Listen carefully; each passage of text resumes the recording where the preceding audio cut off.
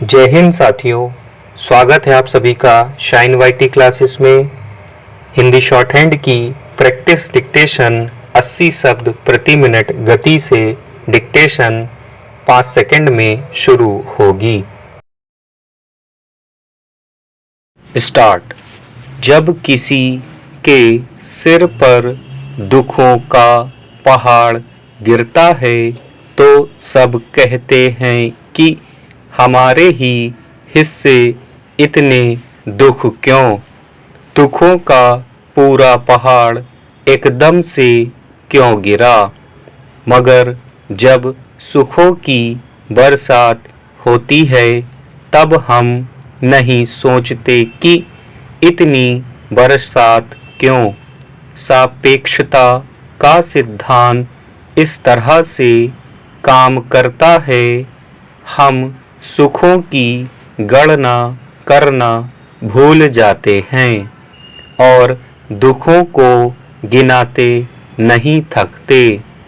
क्या सूर्य ऐसा करता है कि वह एक समय पर एक ही किरण धरती पर भेजेगा। सूरज जब निकलता है तो वह अपनी पूरी आभा और सारी किरणों के साथ पूरी दुनिया को रोशन करता है।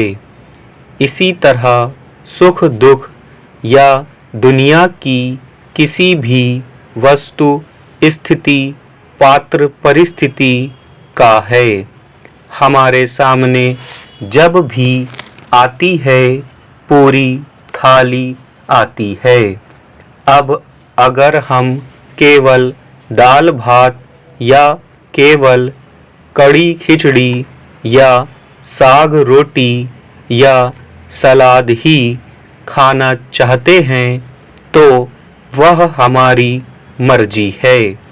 दुखों का एक एक पत्थर उस पहाड़ से लुढ़कते हुए नहीं गिरेगा, ना ही सुखों की बरसात में एक एक बूंद जमीन पर गिरेगी। पत्थर लुढ़कने को पहाड़ का गिरना नहीं कहा जा सकता, ना बूंदाबांदी को पूरी बारिश। अगर हमने जान लिया कि हमारे हिस्से अच्छी बुरी हर चीज सामग्रता से ही आती है तो हमारे लिए चीजों व्यक्तियों को स्वीकारना ज़्यादा आसान हो जाएगा।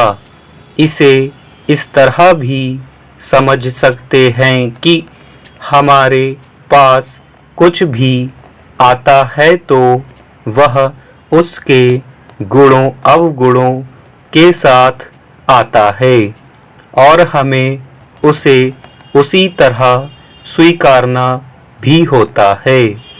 जब हमारे सामने थाली परोसी जाती है तो उसमें सूखी सब्जी भी होती है और साग भी, थोड़ा सलाद भी होता है और थोड़ा भात भी। एक कटोरी दाल होती है तो एक कटोरी खीर भी। रोटी होती है तो पूरी भी, तभी उसे संपूर्ण थाली कहा जाता है। हम अपने सुख दुख की गणना करने के बजाय अगर अपने अवसरों जीवन से मिले उपहारों की गणना करें तो सब बहुत आसान हो जाएगा। किसी रिश्ते ने बहुत चोट पहुंचाई, इसीलिए हम उस रिश्ते से उबर पाए। इसीलिए हम अपना ध्यान उससे हटा किन्हीं दूसरी चीज़ों पर लगा पाए। अगर जीवन में केवल प्यार ही मिलता रहता तो इतनी मिठास से भी हम उकता जाते। जीवन का थोड़ा कसैलापन भी उसके स्वाद को बढ़ाता है। रात का अंधेरा दिन के उजाले को अधिक उजला बनाता है। इसके विपरीत आँखों को चौंधियाती दिन की रोशनी रात की स्याही को और स्याह बनाती है। स्टॉप।